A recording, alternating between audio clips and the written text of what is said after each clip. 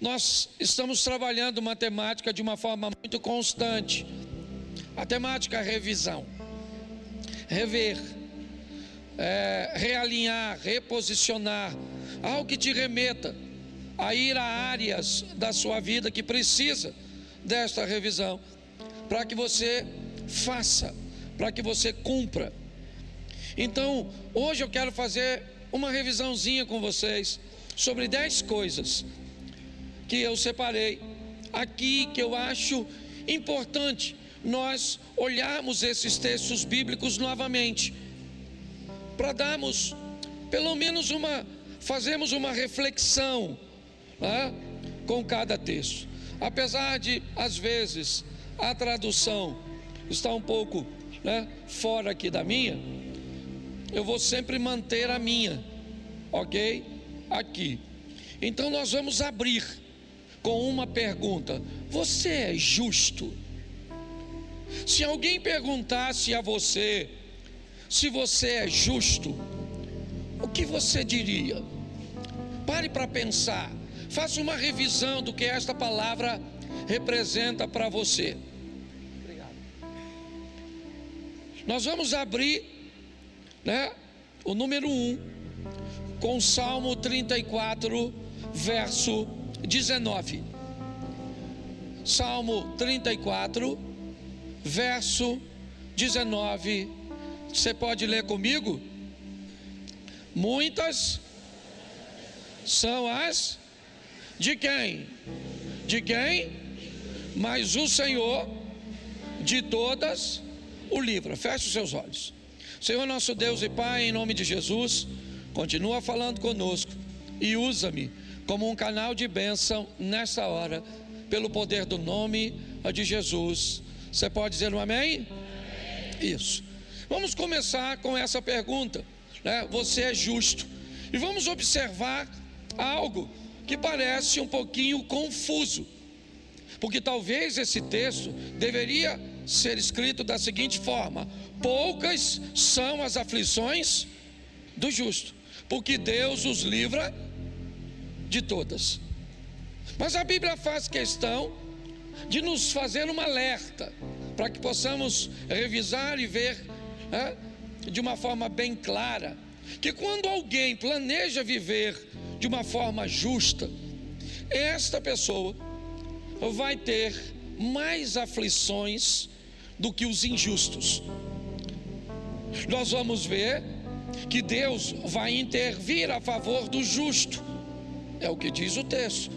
Haverá livramentos, mas eu quero te mostrar algumas coisas que talvez possa fazer você entender um pouco mais as perseguições, as dificuldades que você pode enfrentar ao longo da sua caminhada. Deixa eu usar um exemplo simples para falar de justiça.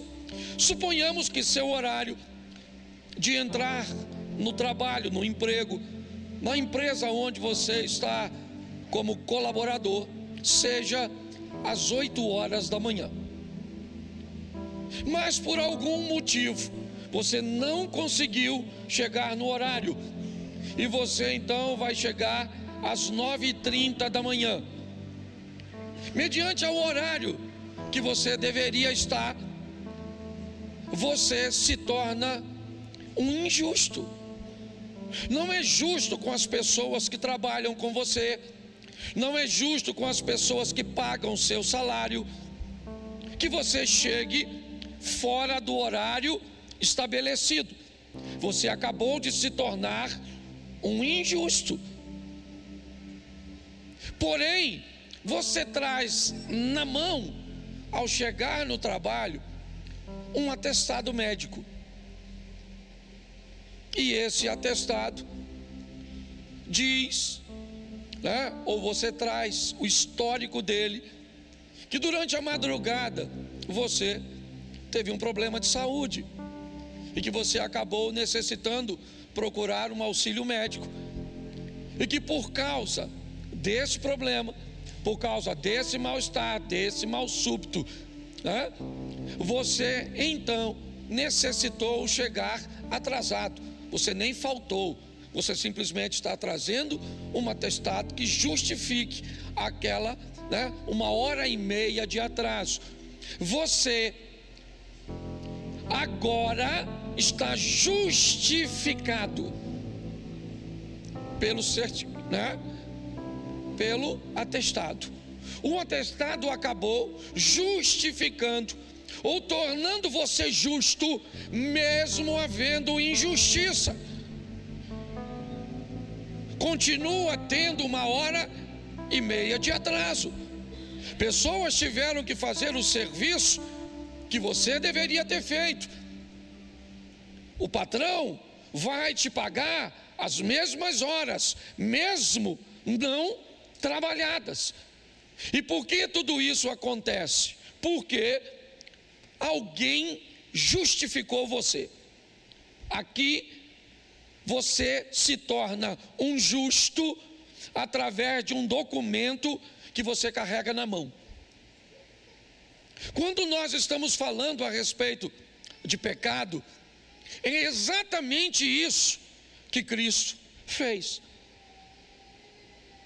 Quando nós estamos falando da intervenção de Cristo para transformar eu e você em justo, os nossos pecados, eles não são mentiras, eles não são ilusões, eles são uma realidade. Mas Ele nos justificou.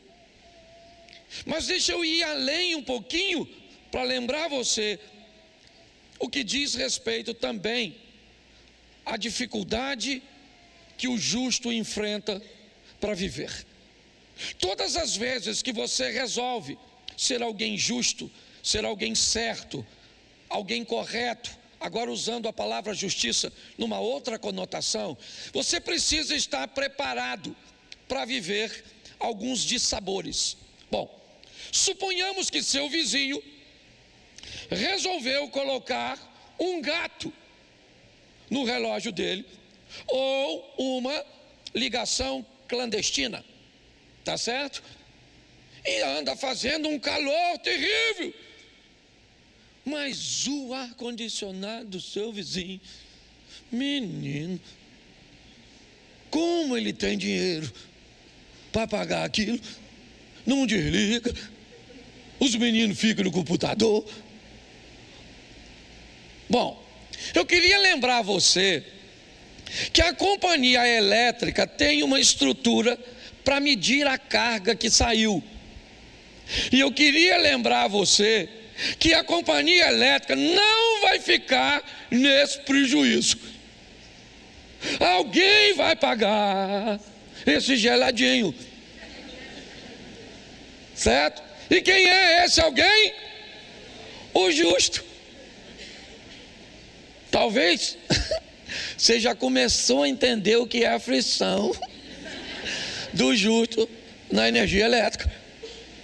Quando você deseja e vai fazer as coisas corretas, vivendo no ambiente onde nós estamos, inevitavelmente você vai ter que estar equipado, preparado pelo poder do Espírito Santo, dos anjos e de toda essa cobertura celestial que nós temos, graças a Deus, à nossa disposição pela graça do Eterno, a entender que muitas são as aflições do justo.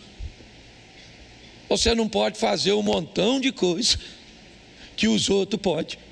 Tu tem até vontade de falar. O outro te xinga, o outro faz, o outro não paga, o outro... Mas quando chega na tua vez, eu vou ser franco para você, você vai viver como Deus delineou, mas vai ser com aflição, porque para ser justo, o negócio é um grande desafio. Sim ou não? Não denuncie gato dos outros, tu é que paga, mas X9 é algo terrível, tá certo? Não, mas só estou te mostrando como é difícil ser justo. Há um tempo atrás, um rapaz falou comigo: poxa, pastor, eu sou cristão, arrumei uma namoradinha, namoro direito, respeito menina, uma menina de família, que eu estou querendo casar. Pô, pastor, ela ficou com outro menino. Procurei saber porque o menino faz coisa que eu não faço. Passa a mão onde eu não passo. Mostra as coisas que eu não mostro. Certo? Porque o menino vive uma vida com justiça. E olha como é que ele está sendo envergonhado. Eu queria só que você fosse adaptando para você. Porque muitas vezes você vai sair de casa e vai encontrar as injustiças no trânsito, as injustiças nas filas, as injustiças em muitos lugares. E sua reação, certo? Sempre vai estar pautada em colocar Deus em primeiro lugar. Então eu queria preparar você para o sofrimento. Fala para quem está do seu lado assim. Está preparado para sofrer, justo? As notícias hoje não são boas, mas faz você rever. Bom, segundo texto, Lucas 14, 28. Lucas 14, 28. Pois qual de vocês, pretendendo construir uma torre, não se assenta primeiro para calcular a despesa e verificar se tem meios para concluir? Presta atenção nesse texto, que eu quero refletir com vocês sobre ele. Já que eu falei que para viver na justiça é pesado, é desafiador, porque na vida do justo, o justo precisa estar preparado para muitas aflições. Esse texto diz que antes de querer ser justo, antes de querer andar com Cristo, antes de querer ser crente, é melhor você sentar e descobrir quanto custa. Antes de desejar fazer, antes de dizer um sim para Cristo, é muito legal você saber se você tem como pagar, se você está disposto a pagar o preço para ser esse cristão, porque é isso. Esse texto aí não está falando de torre, ele continua aparentemente falando de uma guerra, mas não está falando de guerra. Ele simplesmente está iniciando dizendo: aquele que quer ser meu discípulo, aquele que quer andar comigo, ele precisa estar intencionado em pagar o preço de andar com Cristo. Essa é a grande verdade. Tem muita gente que vem para a igreja e não sabe quanto custa.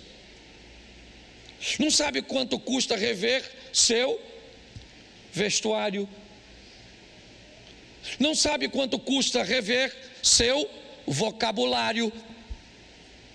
Não sabe quanto custa rever os ambientes que frequenta. As pessoas não têm noção do quanto custa. Viver com Cristo, segundo o próprio Cristo, requer daquele que o segue, não o siga de mãos vazias. Aquele que quer vir após mim, tome a sua cruz. Há uma responsabilidade e nós precisamos rever isso. Se estamos dispostos a mudar nossas roupas, não estou, então eu já sei. Estamos dispostos a mudar nosso vocabulário? Não, é pesado demais. Eu estou disposto a mudar meus hábitos, meus costumes, os ambientes que eu frequento? Não, pastor. Então, isso significa que você não está pronto para ser discípulo. Pode continuar vindo à igreja. Evite levantar a mão. Evite dizer que colocou Jesus no centro da sua vida, porque ainda é caro demais para você. E eu respeito, e ele também. Segundo a Bíblia, se você não está em condições de pagar um voto, é melhor não fazê-lo. É assim que funciona. Então nós precisamos entender e rever isso. Eu estou apto para pagar este preço? Descubra o quanto custa antes de comprar, não é assim que eu poderia usar? Quando você olha para alguma coisa interessante que o preço não está exposto, a primeira coisa que você pergunta é: Qual é o valor? Quanto custa, por favor? Tem frete? Você quer saber todas as coisas, porque você precisa ter uma noção se está pronto para pagar. Hoje muitas pessoas querem, viver uma vida com Cristo, na igreja, na liderança, com honra, com isso, tendo respeito, admiração, autoridade. Para cada coisa que você quer, tem um preço. Existem lanchonetes que você vai pedindo os sanduíches, e à medida do que você pede, o valor é acrescentado. Há um acréscimo mediante aquilo que você quer que esteja no seu sanduíche. Na nossa vida com Deus também funciona assim. Nós precisamos rever isso. Eu gostaria de ser admirado. Tem um preço. Eu gostaria de ser visto como alguém que tem conhecimento. Tem um preço. Eu gostaria de ser visto dessa forma, de ter isso, de ter aquilo. Então, para cada uma dessas coisas, tem um valor a ser cobrado de entrega, que nós precisamos ter esse entendimento. É assim que funciona. Antes de construir, antes de ir à guerra, descubra se você está apto para pagar. Você quer casar? Tem um preço. Um preço financeiro, um preço emocional, um preço espiritual. Tem um preço.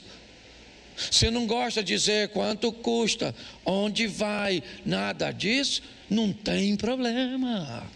Só não pode casar. Você quer ter filho? Mas tem um preço, sim ou não? Você quer ter sogra? Tem preço. Você quer ter cunhado? Tem preço. É ou não é? Você quer ter vizinho? Tem preço. Não quer ter vizinho? Compra um negócio assim no ermo, longe dos outros. Posso ouvir um amém da igreja? Amém. Terceira coisa que eu acho importante nós olharmos com bastante cuidado, Mateus 7:6. Mateus capítulo 7, verso 6. Não deem aos cães o que é, nem joguem as suas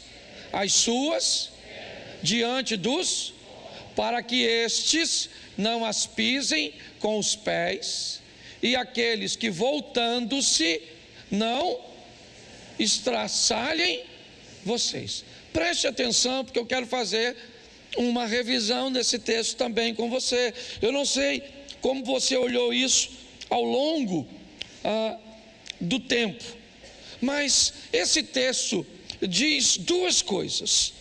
Uma, tem algo de valor nesse texto. Nesse texto tem o santo e nesse texto tem as pérolas. Nesse texto tem duas coisas. Esse texto tem os cães e esse texto tem os porcos. O texto diz que alguém pega algo que é santo para si e entrega para um cão que não é capaz de reconhecer o que é santo.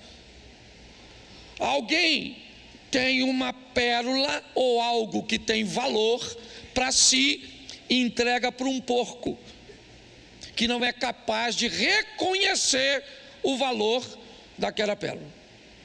O texto diz que depois de ser entregue e aquilo que você deu de valor seja desprezado, uma confusão seja estabelecida e ela se desenrola aqui. Pastor, dá para falar isso de uma forma mais clara? É simples. Muitas vezes damos para o outro as nossas pérolas e as coisas que são valiosas demais para nós. Estou cansado de ouvir mulheres dizerem para mim o que são capazes de fazer nos seus casamentos por seus maridos, com uma entrega, e eu trabalho, eu faço isso, eu arrumo a cama, eu arrumo aquilo, eu faço comida. Ela está me mostrando suas pérolas, mas ela nunca parou para pensar se a pérola do marido é a mesma dela. Então entregamos para o outro aquilo que tem valor para nós. E quando o outro não é capaz de reconhecer o valor de uma pérola que não é dele, é sua, ficamos frustrados. Pastor, o que o senhor está querendo dizer? Eu estou querendo dizer que temos que ser mais assertivos. Aprenda com um indivíduo que para mim é extraordinário, o estelionatário. Observe uma característica do estelionatário. Antes de te abordar, ele tem na cabeça o que vai fazer. E o que ele vai fazer? Procurar falar tudo o que te agrada, tudo o que você quer ouvir, criar na sua mente um ambiente tão confortável, certo? Você pega um cara galanteador, pensa num Dom Juan, ele pode odiar ir à praia, mas se ele descobrir que a mulher que ele quer conquistar gosta de praia, você pode ter certeza que ele vai mandar logo uma imagem daquele sol, certo, se pondo no mar, e aquela silhueta de um casal simbolizando ele e ela. É ou não é? E ele vai falar que gosta do sol, que gosta dos peixes, que assistiu Aquaman. Ele vai falar tudo, porque a proposta é, aí eu te pergunto, querido, está aqui. O que ele está fazendo? Descobrindo suas pérolas, não as dele. Ele coloca o que ele gosta em segundo plano e coloca você em primeiro. Pô, hoje os casamentos vão sair daqui pocando. Louvado seja Deus. Posso ouvir um amém? Isso aí. Descubra qual é a pérola da sua mulher. Aí você vem com aquele discurso: porque eu trabalho igual um doido, porque eu dedico a minha vida, porque é de casa para o trabalho, para a igreja, porque eu não faço outra coisa. E ela está assim, ó. Grandes coisas, Superman. Hã? Não, ela quer saber o que você sabe sobre ela. Para tu passar a falar o que ela gosta de ouvir, levar para casa o que ela gosta de comer. Você está entendendo? É, ela quer que você pegue a mãe dela e acha que é um troço sensacional. Sua sogra nasceu depois que tu casou? Não, né? A véia já estava lá. Então por que reclama de algo que já estava vivo? E diga-se de passagem, vai demorar a morrer? Pare e pense. Hoje eu gostaria de fazer uma revisão para levantar Dom Juans, homens que vão descobrir os sonhos de suas mulheres, mulheres que vão descobrir os sonhos de seu marido. Entendeu? Para que você possa encantá-lo. Que cor ele gosta, qual a pose, quais são as palavras. Pensa, um homem chegando em casa e a mulher falando assim: ô doutor, entra, querido. Ele vai lá na porta para olhar, para ver se entrou na casa errada. Errei um número. Sim, eu faço muita coisa para o meu filho, descubro as pérolas dele. Esse texto é um texto que diz: não pegue as suas pérolas e dê para os outros, porque isso costuma gerar confusão. Está no texto. Então invista, não é gastar tempo, invista um pouco de tempo para descobrir a pérola dos outros, não da mulher dos outros. Eu tenho que explicar isso direito, porque o nego escuta o que quer. Esse dia eu estava pregando de sexualidade numa coisa, levantou um senhor: ô pastorzinho, o senhor não acha que o senhor fala muito sobre esse tema? Um senhorzão mesmo. Eu falei: ô moço, quantos filhos você tem? Eu acho que ele falou 8. Eu falei: eu falo e o senhor faz? Aí ele sentou e ficou quietinho. Então é importante que você descubra a pérola das pessoas, para você não correr o risco de sofrer demais, dando para elas coisas valiosas, porém que só tem valor para você e não para ela. Posso ouvir um amém para a gente ir para a quarta? Isso. Romanos, capítulo 12, verso 18. Romanos 12, 18. Se possível, repita comigo, lê lá.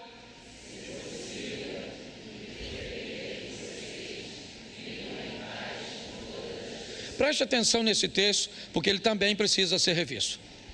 Vimos aqui citado o Salmo 133. Deus ordena a bênção onde há união.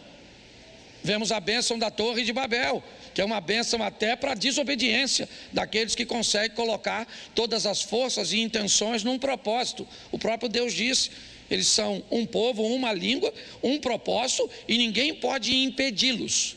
Ok? Porém, nós temos nesse texto uma informação muito importante. Qual é? Nem sempre teremos paz porque o texto diz ser possível. Nós precisamos entender isso de uma forma. Bota o Salmo 120, verso 5. 125, verso 5. Isso. Ai de mim, que peregrino em Meseque e habito em meio a tendas de Quedar. O cara que está escrevendo isso, certo? É um israelita, um judeu, coloque como quiser. Ele está defendendo ali que ele está, ai de mim, que estou, como nós costumamos dizer, entre a cruz e a espada. Estou entre Meseque e Quedar, certo? Eu estou entre árabes e bárbaros. É mais ou menos isso que ele está descrevendo ali.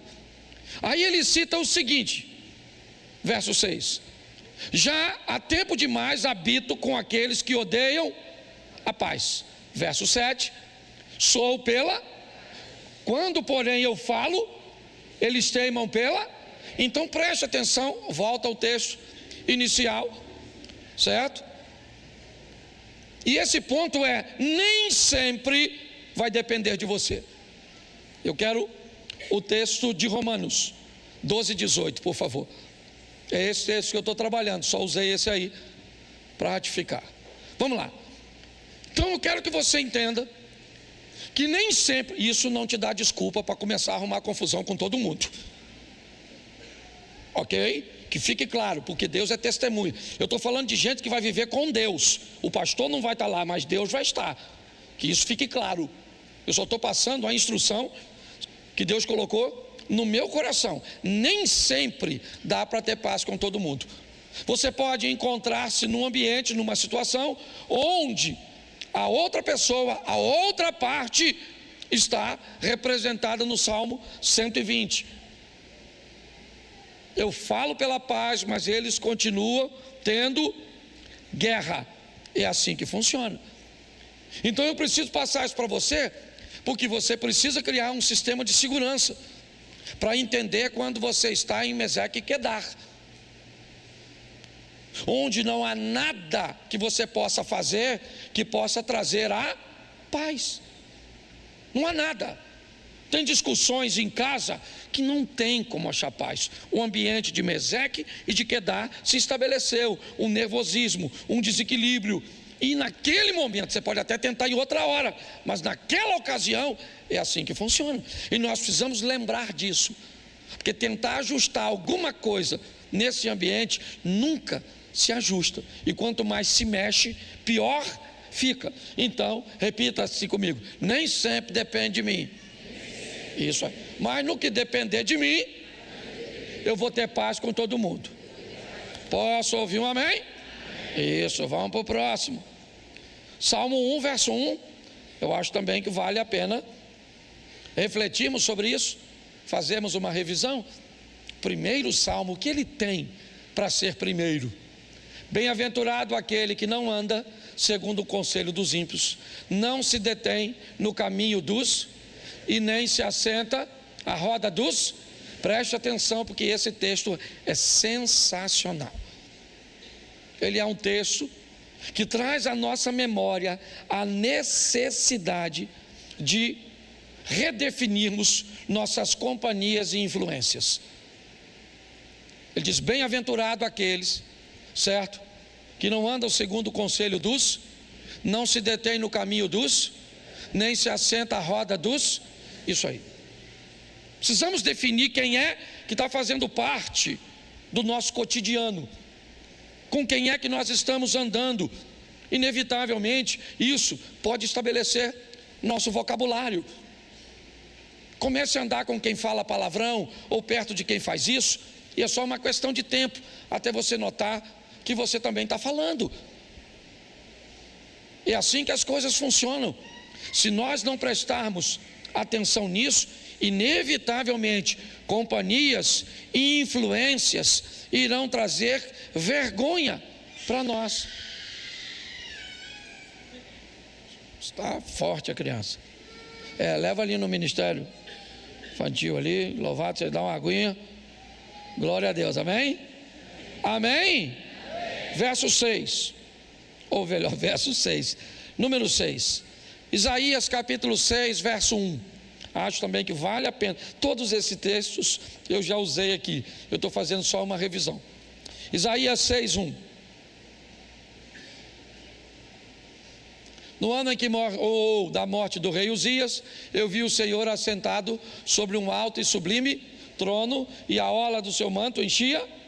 Verso 5. Verso 5 do mesmo texto. Então eu disse o quê? Ai de mim que estou, porque sou um homem de lábios e habito no meio de um povo de impuros, e os meus olhos viram o rei, o Senhor dos. Preste atenção, porque esse texto, na verdade, é uma continuação do que eu usei antes. Sou um homem de lábios impuros, por quê? Porque estou sentado com quem não deve, na influência de quem não deve, junto de quem não deve. Então Isaías descreve isso. Mas ele descreve algo também muito interessante que eu queria refletir com vocês. Quando é que ele tem tudo isso? Quando Uzias morre. Esse texto é um texto para mim que acontece 3 coisas. No ano em que morreu o rei Uzias, eu vi o Senhor e eu disse: ai de mim. No ano em que Uzias morreu, eu vi Deus e eu me vi. Ok? No ano em que Uzias morre, no ano em que algo é retirado da vida de Isaías, morte e separação, Isaías consegue ter uma intimidade com Deus, e na intimidade com Deus ele conseguiu olhar para ele mesmo. A revisão é nesse texto: se eu quero ver Deus, para que ao estar perto de Deus eu consiga me ver, alguma coisa que está na minha vida tem que ser removida, retirada. Essa é a reflexão que eu queria fazer com você. Uzias morre. Alguns dizem que havia um parentesco dele com Isaías. Eu não sei se havia de verdade, mas se havia, eu posso dizer que talvez Isaías jamais desejasse a morte de Uzias. Porque se Uzias é o rei e você é parente do rei, imagine o quanto de benefício você não tem por ser parente de alguém que é tão poderoso e que te dá tantas vantagens. Às vezes algumas coisas precisam sair da sua vida, mas elas são tão vantajosas que você não quer tirar. Às vezes algumas pessoas deveriam morrer, sair, se separar de você, mas te trazem tão bem-estar, aparentemente, te trazem tantas vantagens que é melhor conviver com elas. O problema é que se você convive com Uzias, você não encontra com Deus. Se você não encontra com Deus, você não se enxerga, porque na presença de Uzias, você não tem tempo de olhar para você, você tem tempo de olhar para a vida dos outros. Esse é um texto que, se aplicarmos na nossa vida com cuidado, eu vou entender: coisas morrem, eu me aproximo de Deus e passo a viver uma nova fase na minha vida, conseguindo me enxergar de fato. Posso ouvir um amém? Amém. Gálatas 6, 7, esse eu tenho usado aqui direto. Gálatas 6, verso 7. Não vos, porque Deus não se, pois tudo aquilo que o homem E isso também, esse é um texto clarérrimo que eu tenho usado aqui sempre, que é a reação de nossa ação. É um texto que diz: não errem, porque se você errar, você vai ter que se encontrar com o efeito do seu erro. Não errem, porque Deus não toma injusto por justo. Ele é misericordioso, mas Ele é justo. Então, muito cuidado com o que fazemos, porque a Bíblia diz: então errem. Isso aqui é o que fala a supergraça. Não se preocupe, faça o que você quiser. No final, Deus corrige a rota. Ele é amor, Ele é amor. Deus é amor, sim ou não? Sim, mas Ele não é somente amor. Ele também é justiça. Ele é fogo consumidor. Então não brinca com isso. É melhor revermos isso, certo? Eu fiz, está aí. Eu vou ter que me encontrar. 2 Coríntios, capítulo 6, verso 14. 2 Coríntios 6, 14. Acho que vale a pena nós revermos. Não vos ponhais em um jugo desigual. Tu pensa que isso fala só de casamento? Se enfie em sociedade. Se enfie em amizade. Enfie-se em situação com jugo desigual. Aqui ele usa a expressão incrédulos. Mas o jugo, né? Lembra do jugo? Jugo, aquilo que prende os dois animais, certo? E ele diz: quando está no mesmo jugo duas pessoas com propósitos diferentes, isso vai gerar problema. Mas aí o texto continua, e é aqui que eu quero refletir. Portanto, que sociedade pode haver entre a injustiça ou justiça e a iniquidade? Ou que comunhão? Bom, aí eu venho para uma pergunta que é a tônica do momento: quem é quem? Quem é quem? Luz e trevas. Justiça e impiedade. Incrédulos e de fé. Hoje nós temos esse impasse nas nossas discussões. Com a estrutura polarizada do jeito que está, quem é quem? Quem? Pare para pensar. É isso que nós estamos vendo o tempo inteiro. É alguém dizendo que o outro está cego, e o que está sendo acusado de cegueira acusa aquele que acha que vê de cego. Hoje nós olhamos da direita para a esquerda e vemos uma vergonha na esquerda. Hoje nós olhamos da esquerda para a direita e vemos uma vergonha na direita. Aí eu me perguntei: quem é quem nesse negócio? Como é que eu vou ter essa medida? Porque isso está nos posts, na internet, na política, em tudo quanto é lugar. Nós temos as trevas chamando luz de trevas, e nós temos a luz, certo? Chamando treva de luz. Está tudo bagunçado. Então o texto diz aqui: que comunhão? Não tem. Nós já sabemos que quando uma chega, a outra vai embora. Mas que critério eu vou ter? Quando eu digo que alguém é trevas, qual é a base que eu tenho para dizer isso? Talvez essa seja a grande pergunta.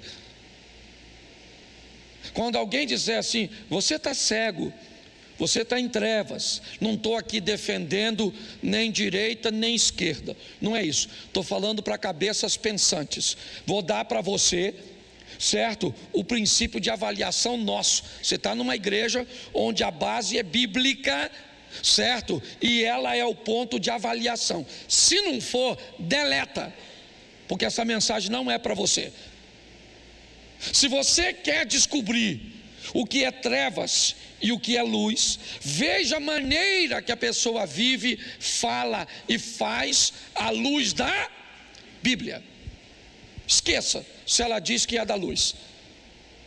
A Bíblia diz que Satanás tem a capacidade de, mesmo sendo trevas, se transformar num anjo de luz e continuar em trevas, mas com aparência de luz. Então é mais do que aparência, é mais do que uma Bíblia, um hino, é mais do que uma roupa, é muito mais. Precisamos rever isso, porque senão corre o risco de você criar um problema sério no ambiente religioso, se frustrando com Satanás, ou quando um de seus discípulos vestido de luz. Nós precisamos rever. Então quem é quem? Não é quem fala, não, é como vive, é quais são valores, princípios. É assim que funciona. Desculpe o que eu vou falar aqui, mas eu estou falando à luz da Bíblia. Estou pedindo desculpa, mas é uma desculpa meio que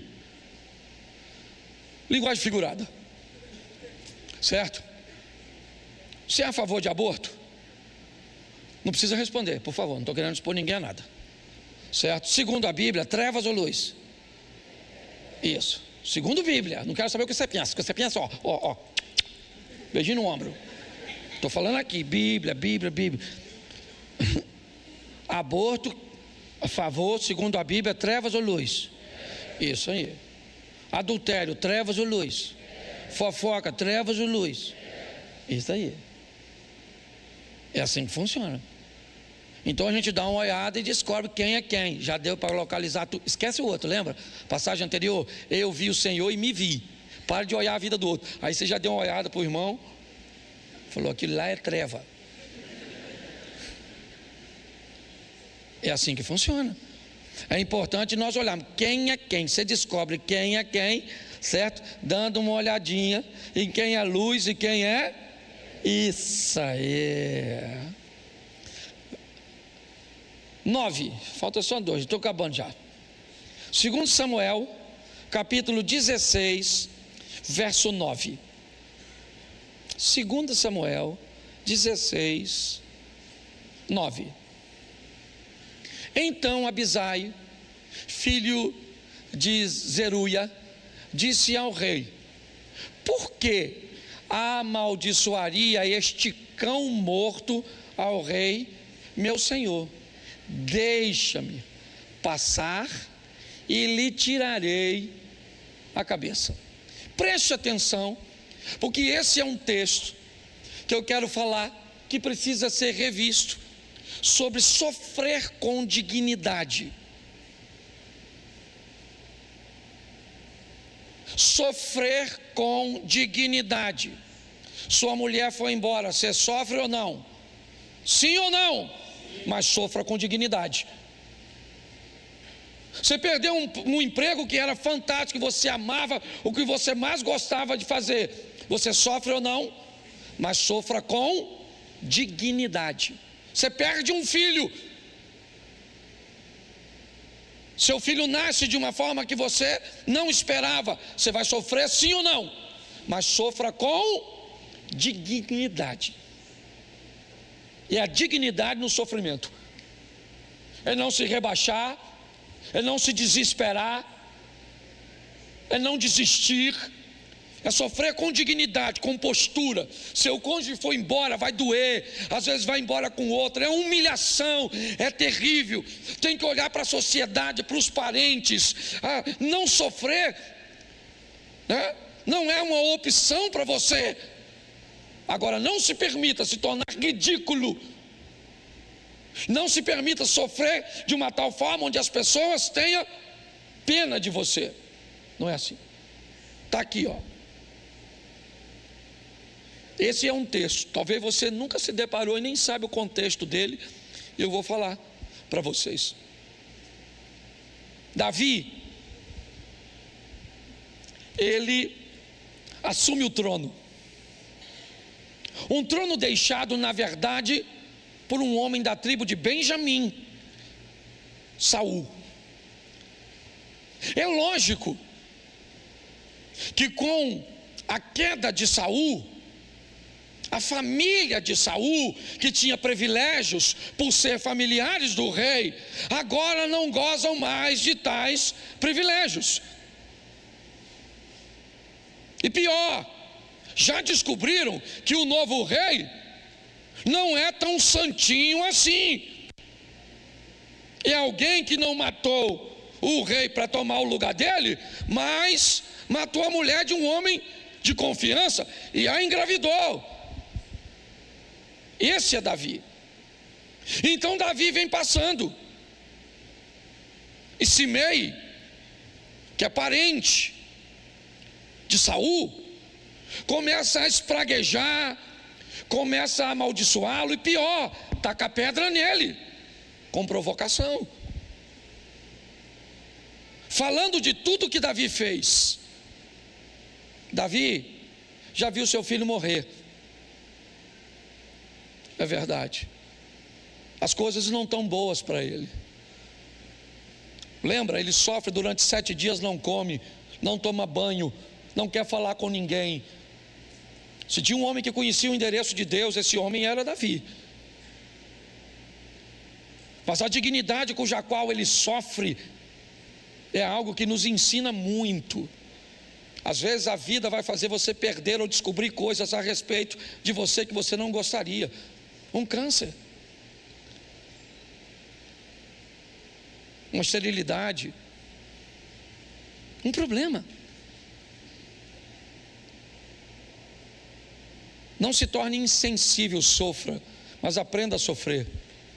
Quando Simei está atacando pedra, gritando, espraguejando Davi, um dos valentes de Davi. Lembra? O Salmo 1, bem-aventurado aquele que não anda segundo o conselho dos, não se detém no caminho dos, não se assenta na roda dos. O processo seletivo de Davi no começo não foi muito bom. Ele não tinha muitas opções, então ele chamou endividados e toda aquela estrutura que você deve saber. Mas ao longo do tempo, ele transformou esses caras em valentes. E Abisai diz a Davi: quem é esse infeliz, esse cão, um cão morto? Preste atenção, ele é uma ameaça, Davi. Ele é parente de um rei deposto. E Davi, bota o verso seguinte, por favor. Eu acho que foi o seguinte que eu coloquei aqui. Está no... Deixa o 10 mesmo. Respondeu o rei: que tenho eu convosco, filhos de Zeruia? Certo? Ora, deixai-o amaldiçoar, pois se o Senhor disse, né? Lhe disse: amaldiçoai a Davi, quem diria? Porque assim fizeste. Eu gosto dele. Um de seus homens disse: eu vou matar esse cara agora, que está gritando, amaldiçoando. Ele disse: você não vai matar ninguém, cara. Você não vai matar ninguém. É meu tempo de sofrer. Eu vou sofrer com dignidade. Qual era o problema? O problema era o alarde. Tá, Davi está passando. Tá bom, está passando. Mas tem alguém gritando, dizendo quem é que está passando, o que fez. Mas ele é alguém, sabe, que sabe sofrer com dignidade. Mas preste atenção, no primeiro livro dos Reis, no capítulo 2, no verso 8. 1 Reis 2, 8.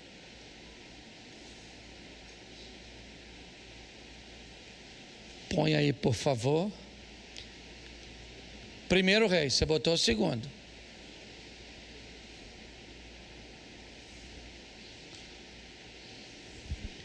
Eis que também contigo está Simei, filho de Gera, filho de Benjamim, de Baurim, que me maldisse com dura maldição no dia em que eu ia a Manaim. Porém ele saiu a encontrar-se comigo junto ao Jordão, e eu, pelo Senhor, lhe jurei, dizendo que o não mataria a espada. Verso 9. Mas agora não tenhas por inculpável, pois é homem prudente e bem saberás o que lhe hás de fazer, para que as suas cãs desçam à sepultura com sangue. Preste atenção nisso aqui, porque é muito importante. Simei persegue Davi, ele amaldiçoa Davi, e Davi disse: eu não vou matar esse cara, ele é a correção de Deus para mim, ele é para manter na minha memória o que eu fiz e quem eu fui, independente de quem eu seja hoje. Nunca perca a memória, da memória quem um dia você foi. Se você tirar da sua memória quem você foi um dia, você corre o risco de se tornar para lá, ou de retornar para lá. Mas quando Davi está passando o cetro para Salomão,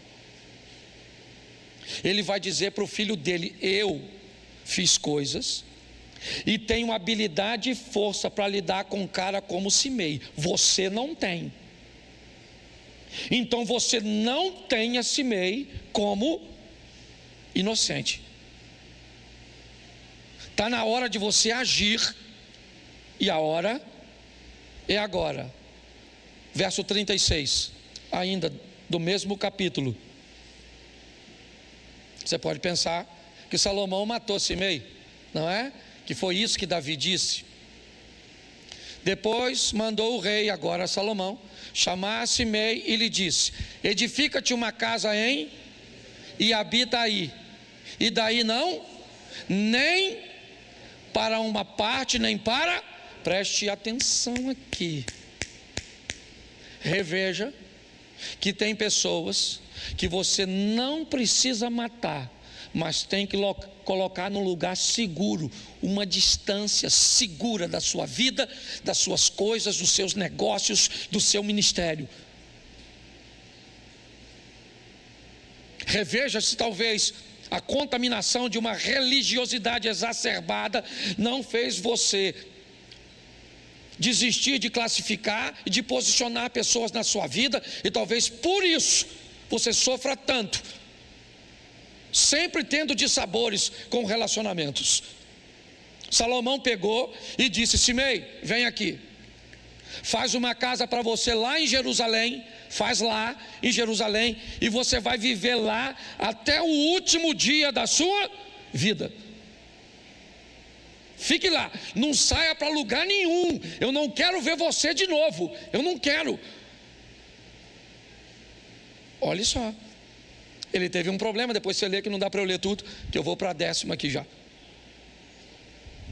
Sabe o que ele fez?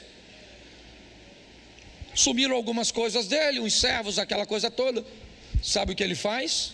Ele vai procurar, e alguém avisa Salomão que Simei não cumpriu o combinado, ele quebrou a regra, sim ou não?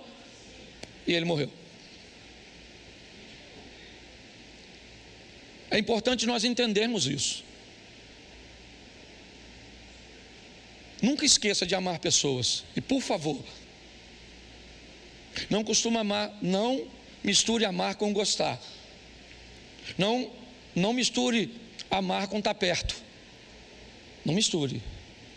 Você pode estar longe da pessoa, amá-la, enviar recursos, orações, coisas materiais, ligações, coisa extraordinária. Pode viver na mesma casa e não amar droga nenhuma, tratar mal, certo? E tantas outras coisas. Cuidado com isso. Eu acho que vale a pena nós observarmos e revermos que muitas vezes teremos pessoas que precisaremos colocar essas pessoas numa distância segura. E para terminar, Gálatas 6:9. Independente da distância, Gálatas 6:9 é o 10º. E não nos cansemos de fazer porque a seu ceifaremos, se não, isso, verso 10. Por isso, enquanto tivermos oportunidade, façamos o bem mas principalmente aos da família da...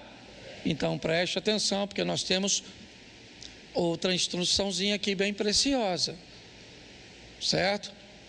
Algumas instituições aplicam muito bem, cuidando de seus irmãos, estabelecendo conexões entre eles, negociando entre eles, protegendo-se mutuamente, coisas que muitas vezes fazem, mas que está na nossa literatura e outros a fazem com mais maestria.